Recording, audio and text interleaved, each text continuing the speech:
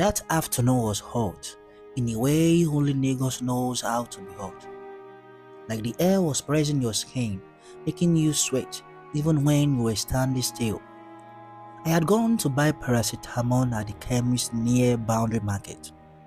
The place smelled of dust and ripe mangoes from the women selling by the corner. That was when I saw her. She was standing on the other side of the road, just by the small kiosk where they sell recharge cards. She looked different from the Maya I used to know in school. Her hair was straightened, long and shining, but not in a healthy way, more like the heat from too much ironing had made it weak. Her skin looked tired, even though she had tried to cover it with makeup. The lipstick was too bright and it didn't hide the cracks on her lips. She was wearing a short, body-hugging dress. It was not the kind of clothes you wear to the market in Ajegunle, unless you were trying to get attention. The dress clung to her like it was part of her skin, and her legs were bare except for the sheep slippers she wore. When she saw me, her face lit up for a second. "Ah, now you be this?" she called, crossing the road quickly. I smiled back, but as she came closer, I noticed her eyes. They didn't shine like before. It was like something heavy was sitting behind them. "Maya, long time oh," I said. "Yes now," she replied, forcing a laugh. "You just vanished from my sight." "You sef no dey show face," I teased, trying to keep my voice light. "Where you dey hide since?" She looked away for a moment, then shrugged. "You know how life be." Before I could ask more, a small Corolla stopped in front of us. The driver, a man with a big stomach and a bad head, looked once. Maya's body stiffed. Then she smiled quickly at me. "Make I dey go. We go see later, eh?" she said. I wanted to ask her where she was going, but the words didn't come out. She waved, opened the car door, and slid in. The man didn't look at me. He just drove off. I stood there for a long time, watching the car disappear into the mist of downfalls and Okadas. Something in my chest felt heavy. 3 weeks later, I heard the news. They said Maya was gone. Some people whispered it was sickness. Others said she drank something. Nobody knew the full truth, or maybe they knew and just didn't want to say it. The day I heard, I sat on my bed and stared at the wall. My head was full of her face from the day, the bright lipstick, the tired eyes, and the way she rushed into the car. If I had known it was the last time I would see her, maybe I would have asked her to stay. Maybe I would have held her hand and refused to let her go. The rain started before sunset that day. The sky had been threatening this morning, heavy and dark, and when it finally broke, it poured like the heavens were tired of holding back. Streets flooded quickly, and the smell of wet dust and gutter water filled the air. I was coming back from night lesson. The road from the school to my street was half covered in dirty water, so I walked carefully, holding my exercise books inside my nylon bag. As I approached the main bus stop, I noticed someone standing alone under the weak light of a street lamp. Her back was to me at first. She was wearing a short black skirt that barely reached her thighs, and a shining silver top that clung to her skin. Her hair was straightened and smelled faintly of burnt oil, even from where I stood. When she turned, my heart nearly stopped. "Maya." She froze for a moment, then smiled, but not the wide, careless smile I remembered. This one was small, almost embarrassed. "Ah, it's you?" she said. Her voice was softer than usual, almost swallowed by the sound of the rain hitting the zinc roofs around us. "What thing you dey do here for this kind time and weather?" I asked, my eyes scanning her clothes again. She gazed away. "I just dey wait for somebody."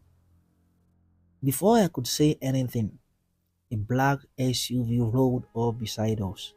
The tinted glass came down halfway, and I saw the face of a man inside. His skin was pale from the car's dim light, and his eyes didn't even look at me. He just gave Maya a short nod. Her hand tightened around her small purse. She looked at me once, that quick, guilty glance that made my stomach turn. Then she stepped forward and opened the door. "Maya!" I started, but she was already inside. The door slammed shut, and the SUV drove off, splashing dirty rainwater on my legs. I stood there in the rain long after the car disappeared, water soaking my clothes. I didn't fully understand what I had just seen, but my body knew it wasn't good. My chest felt like something was pressing on it. That night, I couldn't sleep. Every time I closed my eyes, I saw her stepping into that car, the way her eyes darted away from mine, the way the man didn't even ask her name. It was the first time the fear really entered my heart. After that night of rain, I started to notice small things about Maya. Things that on their own might not mean much, but together they were like stones building a wall between us. First, she stopped coming to after school lessons. She used to sit by me, chewing on a pencil, sometimes drawing faces in a notebook when the teacher was talking too much. But now her seat stayed empty. Then her clothes began to change. At first, it was just tighter jeans, brighter tops. Nothing too strange, but soon she was wearing high heels that made her limp a lean-to on our rough Ajegunle roads. She carried small handbags that didn't look like the ones you buy in our market. I thought maybe she had a new boyfriend giving her things. That happens in our area. Guys get small gift, show them off, and then move on. But with Maya, it felt different. On Saturday, I went to buy akara in the morning. I saw Maya coming back to her building. She was wearing a short red dress and carrying her shoes in her hand, her feet bare. Her makeup was smudged like she had been sweating. She avoided my eyes, walking quickly up the stairs. Later that day, I saw her mother outside, gossiping with another woman. "This girl be stubborn," her mother said loudly. "She no dey hear word again. Every time I talk, she go ease and waka away. I no go kill myself because of pikin."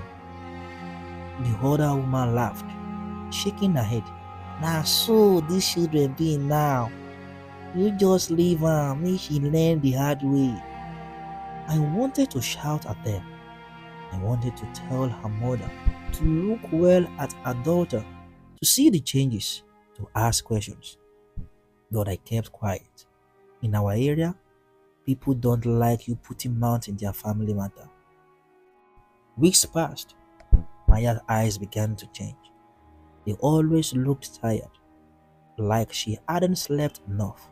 Sometimes she had new phones, but then they would disappear after a while. She started missing school more often. One afternoon, I decided to follow her without telling her. She had left home wearing tight jeans and a black top. I walked far behind, pretending to be going somewhere else. She took a downfall to a bus stop I didn't know well. From there, she walked into a small hotel painted yellow with a faded signboard that said, "Happy Guest Inn." I stopped at the corner, my heart beating fast. I wanted to go after her, but my legs refused to move. I just stood there, staring at the door she had entered. That was the day the truth started to form in my mind, and it scared me so much that I didn't want to believe it. It didn't take long before people started talking, not loudly at first, just small whispers when Maya passed, quick glances, and half smiles that didn't look friendly. I was in Mama Chinyere's shop one evening, buying kerosene. Maya walked past with two other girls I have never seen before. They were dressed in bright short dresses, laughing loudly, and one of them was chewing gum like she wanted the whole street to hear it.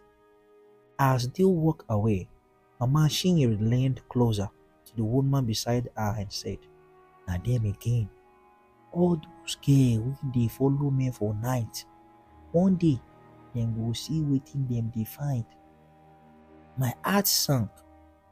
I pretended not to hear, but the words stayed in my ears like a song you can't forget. That night, I went to Maya's house. Her mother was outside, sitting, plaiting a small girl's hair. "Auntie, good evening," I greeted.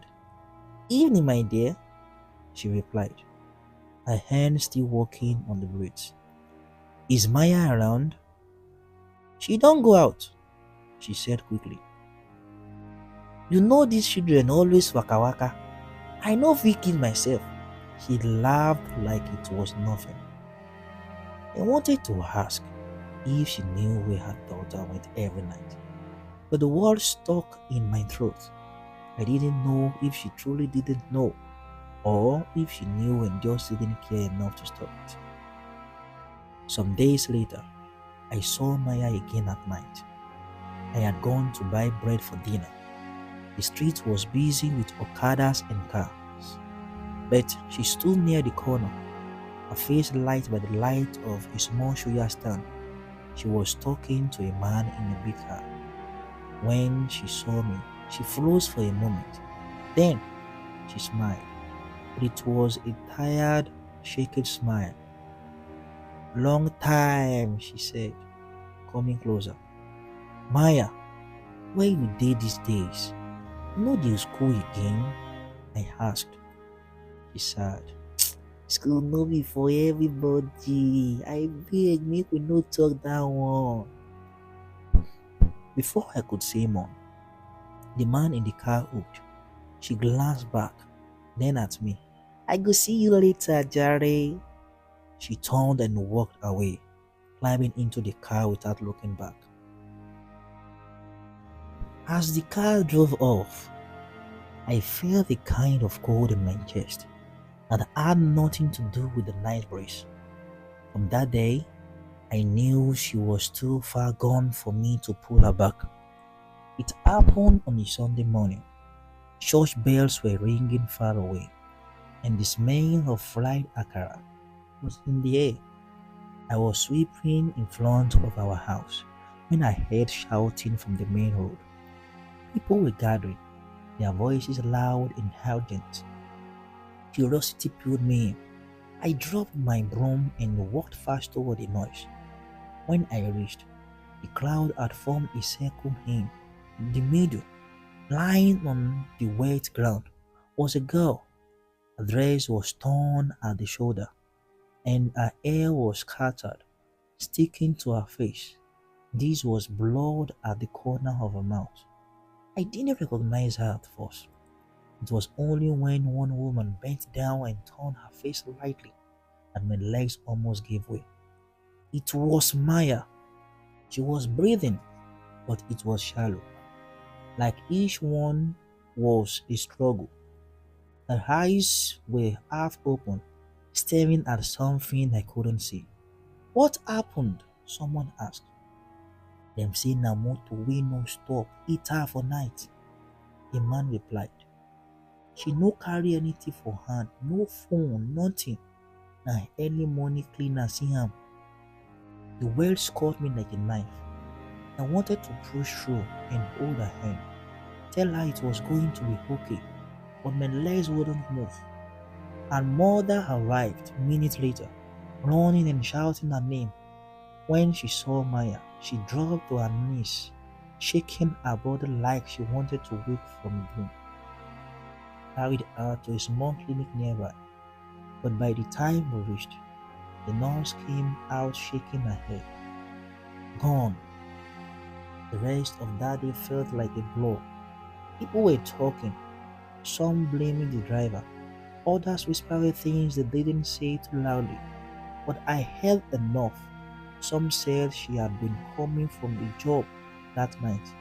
Some said she had been with a man who left her by the road. Nobody could say for sure. What I knew was that Maya had been walking the dangerous road for months, and nobody, not even me, had been able to pull her back.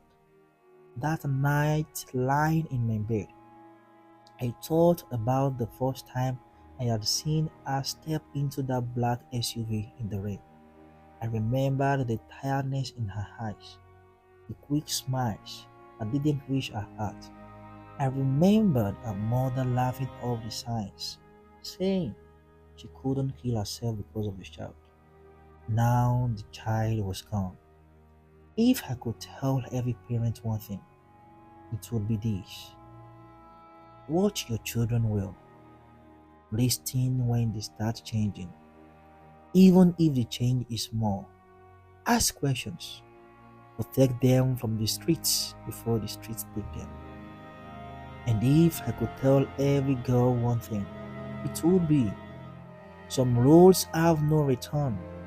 The little money you get today can cost you your life tomorrow. Maya's story ended on a wet road in Najegole, but the truth is, it started long before that, with hunger, neglect, and silence. And silence, I have learned, can kill faster than any car.